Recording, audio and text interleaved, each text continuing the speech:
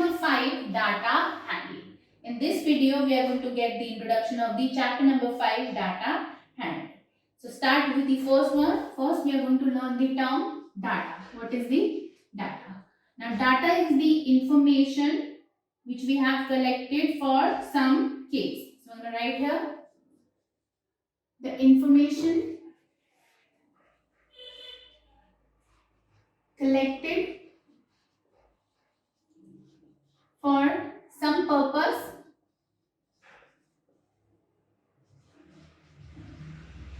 is called data. This is called the data. Now we represent this data in the graphical form. So first of all, the graphical form of data is the pictograph. First of all, I'm going to write here data representation by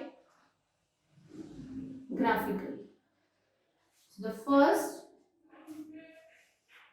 is a pictograph. Now pictograph means you represent the data in the form of picture by using some symbols. Suppose we are having sale of cars. So I'm going to write here sale of cars in 6 months. I'm going to write here 3 months data. Sale of cars in 3 months. So I'm going to write here June, July and August. This one is 100, this one is 150 and this one we are having 200. Now we have to represent this one in the form of a pictograph. So we are going to make the pictograph.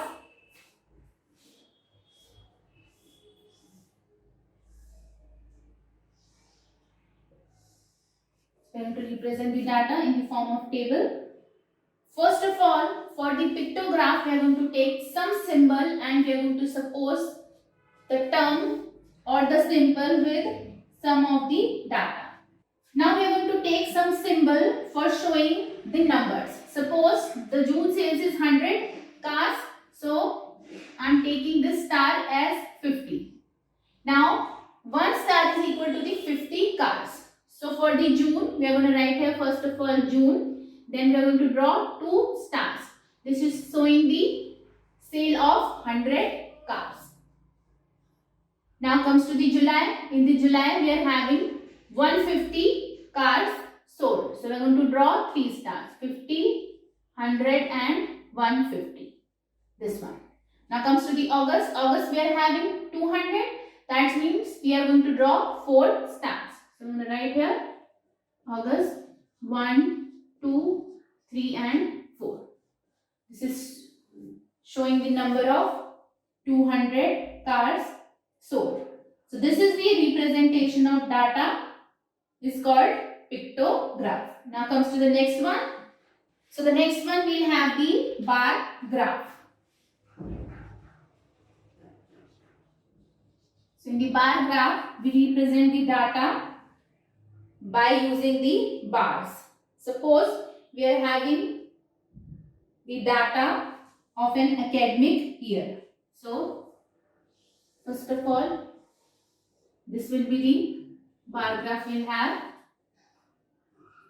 Here we are going to represent the academic year. This is the X and this one is the Y and this is the point O we are having. And here we are going to show the number of students. Or you can show here the frequency of any given data.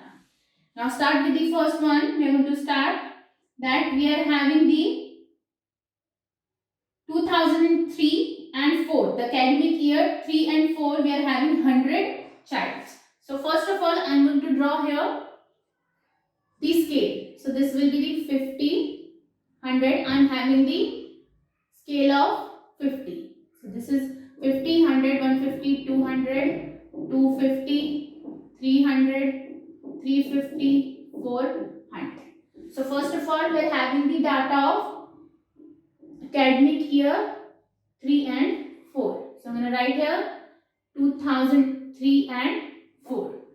Now comes to the next one. The next one is the 4 and 5. Now we are going to take the academic year 2004 and 5. So in this one we are having the number of students as 250. So we are going to draw this one like this. This is the 250 we are having. So this will be the academic year 2004 and 5's data. Now comes to the next one. Will be the 5 and 6. So 2005 and 6. In this academic year we are having 40 students, suppose. So this is the 50. 40 will be downward to the 50. So it will be around somewhere here. This one. So I'm going to write here 5 and 6. So this form is called the bar graph. We can draw more academic years and the data on this graph. So this is the bar graph we are having. In this one we display the information using bars of uniform width. So I'm going to write here. I'm going to write the definition here. A display of information using bars of uniform width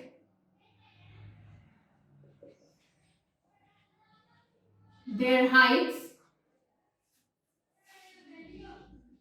being proportionate. They should be proportionate to the respective values.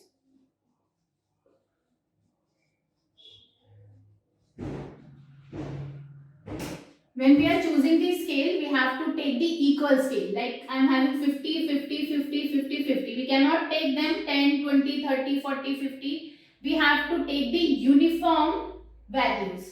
That means uniform scale we have to take. So this is the form of bar graph we are having. Now comes to the next one. So next one is the double bar graph. First of all, I am going to write here double bar graph. Now we are going to write the definition of this one. A bar graph showing two sets of data. A bar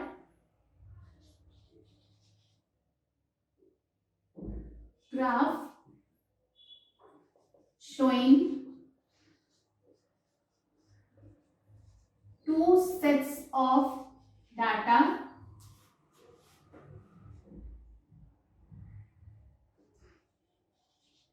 simultaneously.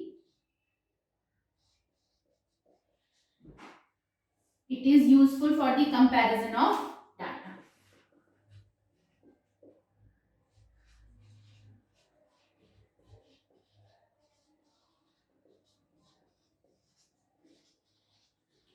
We can compare the data with the help of the double bar graph. So, I am going to take an example. We are having two academic years, 2005 and 6 and 2006 and 7. And we are having three subjects: maths, science and social studies.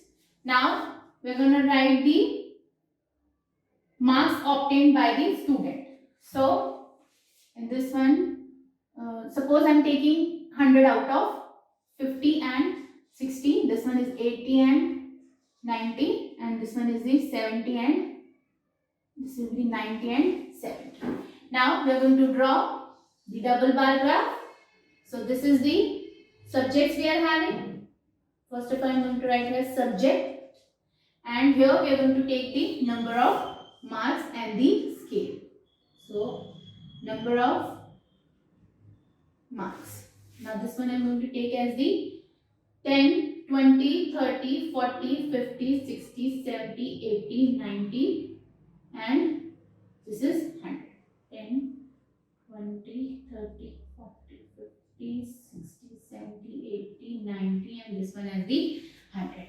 Now we are going to show first of all the marks of maths of academic year 2005 and 6 and 6 and 7. So first of all, I am going to show the marks of academic year 5 and 6 with the black marker and 6 and 7 with the red marker. So you can compare with the colors. So first of all, we are going to take the marks of the maths. So in the 5 and 6, we are having 50. So 10, 20, 30, 40, 50. This is the marks we are having. This one. Now comes to the 6 and 7. 6 and 7 we are having 60. This is the 60 we are having. So this one is the marks of maths we are having. Now comes to the next one. Next one we are having science. In the science 5 and 6 we are having 80. So 60, 70, 80. So this is the 80. Now in the 6 and 7 we are having the marks as 90. So this is the 90 we are having.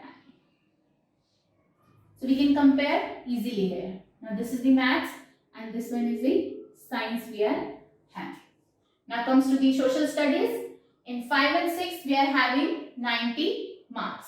So this is the 90 we are having. This one, and 6 and 7 we are having 70. So this is the 70 we are having. I'm going to draw here. So this is the maths and this is the science and this one is the social studies we are having. So this is the double bar graph we are having. We can compare them easily. We can compare the data or we can show the two sets of data simultaneously. This is the double bar graph we are having. Now comes to the next topic. So the next topic is organizing data. Sometimes we have data not in the organized form. Then we have to organize the data. Now data available to us in an unorganized form is called raw data. So I'm going to write here.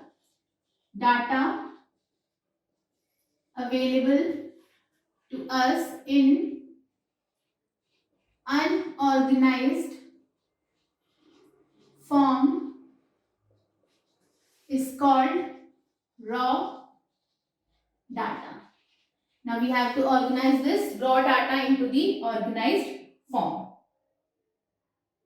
So first of all, we can organize them with the help of table. So I am going to write here. So we are having subjects and number of students.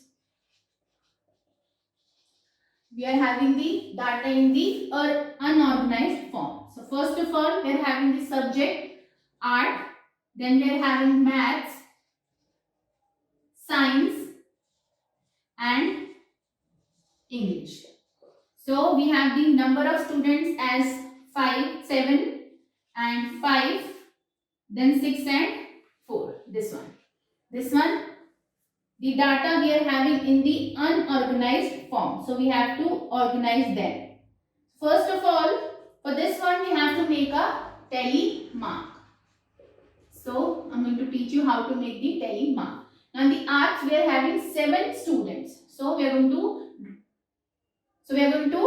make the tally mark. 1, 2, 3, 4. This one is the 5, 6 and 7. This set is of the 5. So this one we are having 7. Now comes to this one. In this one we are having 5 number of students. So 1, 2, 3, 4 and 5. Now 1, 2, 3, 4, 5 and this one is the 6. Now comes to this one. In the English we are having 4. So 1, 2, 3 and 4. So this is the tally mark we are having. Now the number of tails before each subject gives the number of students who likes particular subject. This is known as the frequency of the subject. So I'm going to write here first. The number of tallies, this one, the tally mark, before each subject gives the number of students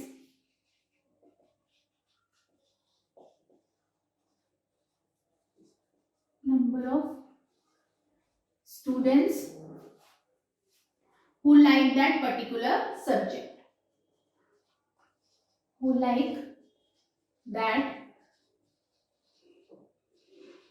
particular subject. So, this is known as the frequency of the subject. This one. This will be the frequency of the subject. So, I'm going to write here. This is the frequency of the subject. So, this is the another topic we are having, frequency. Now, frequency gives the number of times that a particular entry occurs. So, the table made is known as the frequency distribution table. This table is the frequency distribution table. Frequency distribution table. And this is the frequency we are having. And frequency gives the number of times that a particular entry occurs. I'm going to write here. Frequency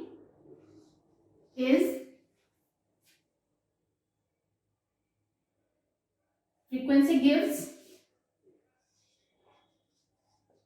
the number of times that a particular entry occurs. Number of times that a particular entry occurs. This is the frequency we are having, and this is the frequency distribution table we are having. So this is the topic, organizing data. Now comes to the next topic. The next topic is the grouping data. So you are having the example on the screen. Now this is the example we are having. We have to organize this data. So I am going to organize this one. First of all, we are having groups, then telemarks, and then the frequency. So with this data, first of all, we are going to take the groups. So for that one, in the example, we are having marks of the student out of 50 obtained in the mathematics by the 60 students in the class 8. So this is the information we are having. So we are going to make the groups for organizing this data. So the groups will have 0 to 10 marks, then 10 to 20, then 20 to 30, 30 to 40, 40 to 50, and then 50 to 60. Now from the given marks we are having, from 0 to 10 we are having 2 students who is having marks from 0 to 10. Now 10 to 20 we are having 10 students. Then 20 to 30 we are having 21. Then 19.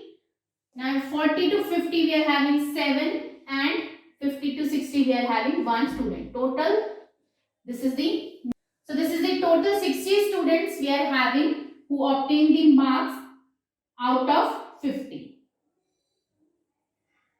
Now we are going to make the frequency table. Now this is the 2, 1 and 2.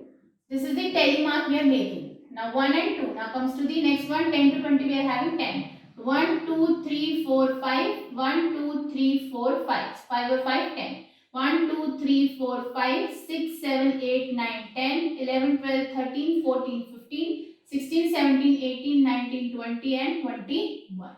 1, 2, 3, 4 and 5, 6, 7, 8, 9, 10, 11, 12, 13, 14, 15, 16, 17, 18, 19. Now comes to the 40 to 50 we are having 7. 1, 2, 3, 4, 5, 6, 7.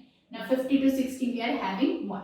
So this is the groups, this is the telemarks, and this is the frequency we are having. Now this form of data representation in the manner, this is called the grouped frequency distribution. So I'm going to write here grouped frequency distribution.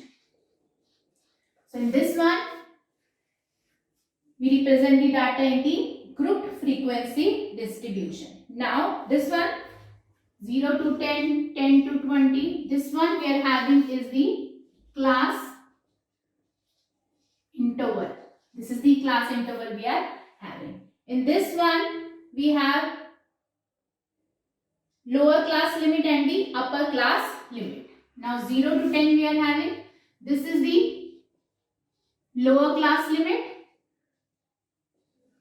and this one is the upper class limit we are having. Now the difference between the upper class limit and the lower class limit is called the width or the size of the class interval. The difference between them. So I'm going to write here in this statement that difference between upper class limit and lower class limit is called, this is called the width or size of the class interval. Width or size of class interval. This is called the class interval and this grouping of data is called the grouped frequency distribution. Now comes to the next topic.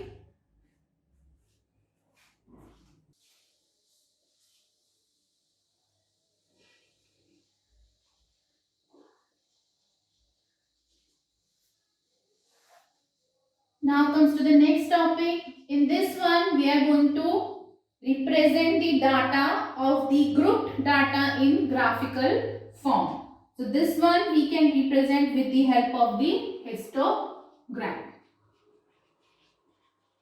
So this is the example of the histogram we are having. This is the class interval we are having and this is the frequency we are having.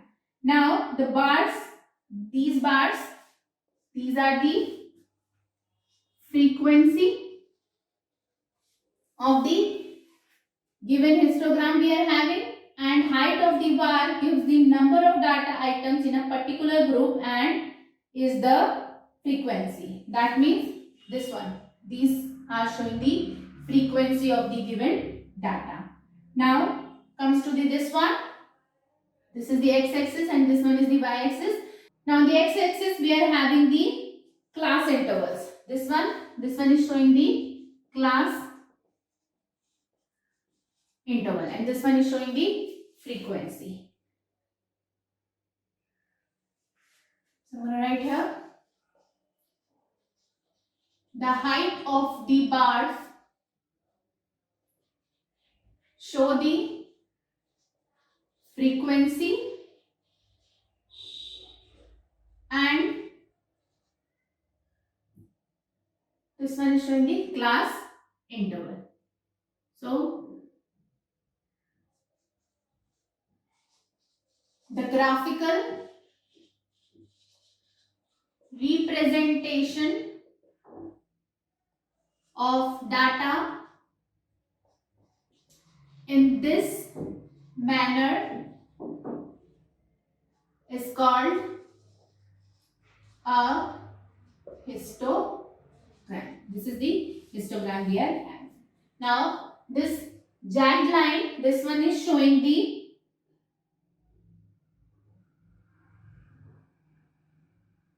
that we are not showing the number from 0 to 20. This one. This jagged line is showing this one. So this is the histogram we are having. Now comes to the next topic. The next topic is the circle graph or you can call it a pie chart. Now in circle graph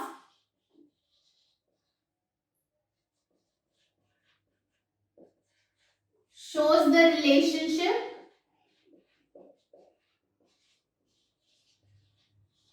between a whole and its parts. Suppose this is the pie chart we are having. This one is 30%, this one is 40, 30 and 40, 70, and this one is the 30. This one is representing some data. So this is a relationship between the wholes and its parts. Now we will write here. Here the circle is divided into sectors. These are the three sectors we are having here. The size of each sector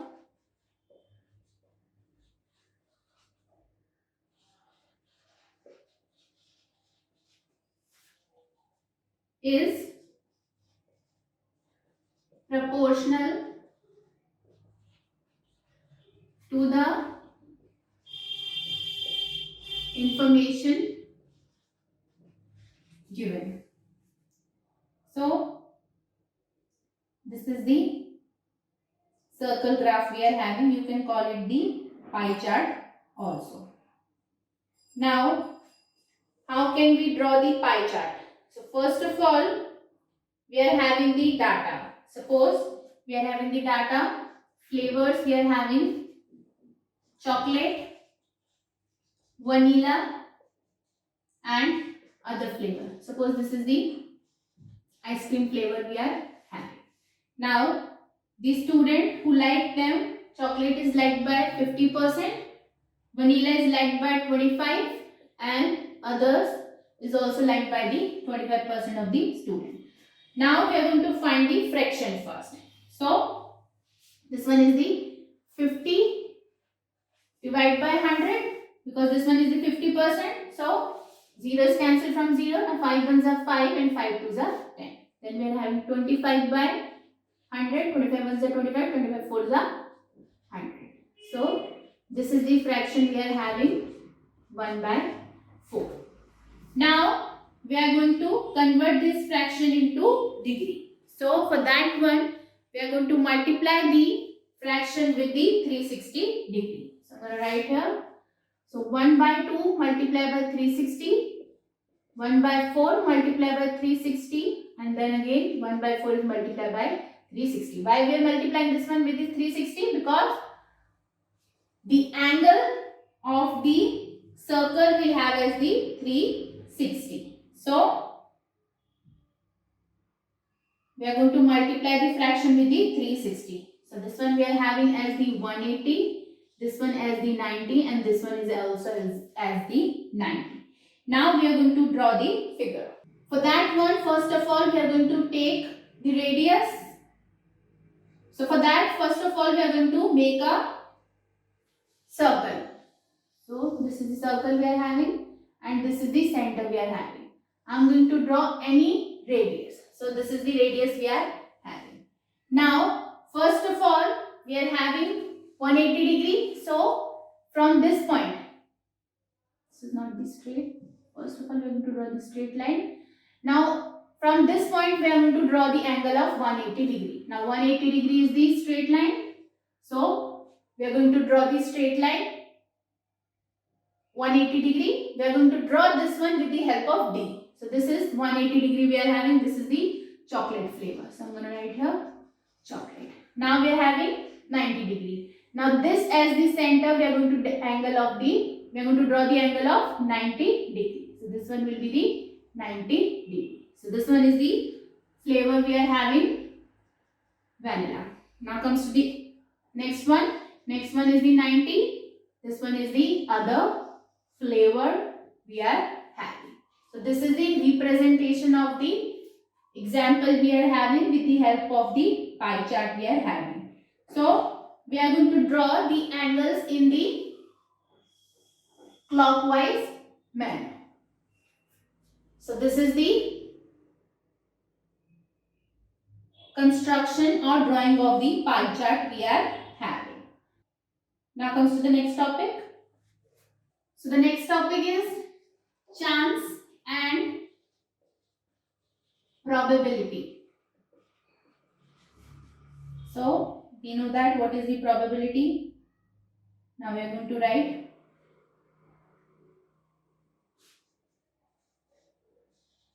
there are certain experiments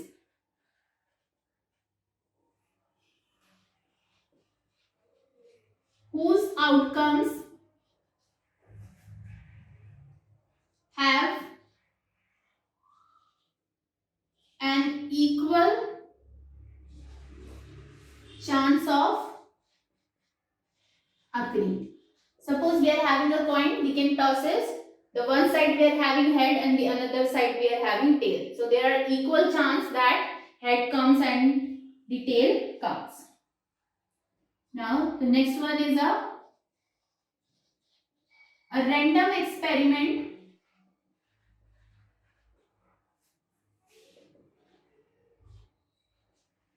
is one whose occurring outcome cannot be predicted exactly in advance. We cannot predict that this will exactly happen. This is only the idea, that is the probability. The next one is the outcomes of an experiments are equally likely if each has the same chance of occurring. Like I have given the example, we can toss a coin. One side we are having tail and the other side we are having head. So there are equal chance of coming head or tail. Now how we can find the probability? So probability is equal to the number of outcomes that make an event, number of outcomes that makes an event. This one is divided by the total number of outcomes. Total number of outcomes of an event.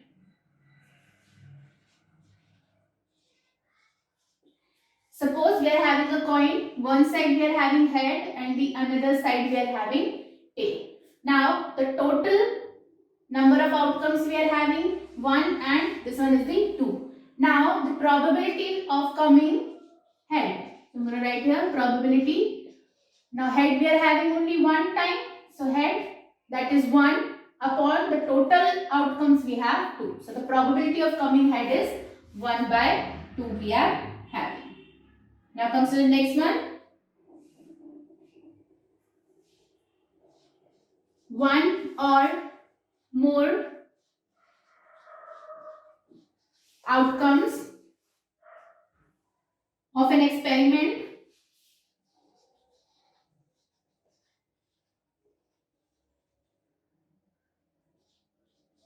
makes an event. So this is the topic chance and probability. So with this one we have completed the introduction of the chapter number 5. In the next video we are going to start with the exercise 5.1.